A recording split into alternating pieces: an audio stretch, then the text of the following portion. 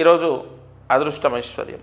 శతభిష నక్షత్రం. శతభిష నక్షత్రం వాళ్ళు నేను ఒక పరిహారం చెప్తాను, అది చేస్తే రాజయోగాన్ని పొందుతారు. అంటే ధనయోగం, ఆరోగ్య యోగం, ఉద్యోగ యోగం, వ్యాపార యోగం. రాజయోగం అంటే అన్నీ, రాజుకి ఏం తక్కువ ఉంటాయి అన్నీ మా భగవంతుడు ప్రసాదిస్తాడు.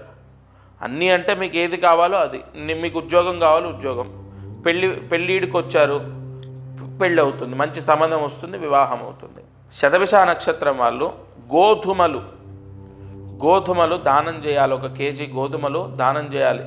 ఎక్కడైనా ఆంజనేయ స్వామి గుళ్ళో అర్చకుడికి దానం చేయాలి.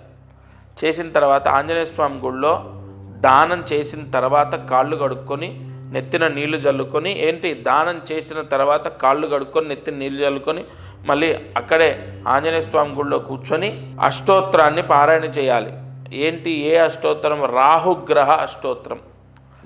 తప్పకుండా చదివే ప్రయత్నం చేయండి, లేకపోతే రాహుగ్రహ అష్టోత్తరాన్ని వినండి. నిజంగా శతభిష నక్షత్రం వాళ్ళకి ఏదైనా కష్టం ఉండి ఆ కష్టంతో చాలా బాధపడుతుంటే నేను చెప్పిన ఈ మాటని విని ఈ పరిహారం చేసి చూడండి. ఎంత మీకు నిజంగా భగవంతుడు ఉన్నాడని ప్రూవ్ అవుతుంది. మీ సమస్య విముక్తి అవుతుంది, ఖచ్చితంగా జరుగుతుంది.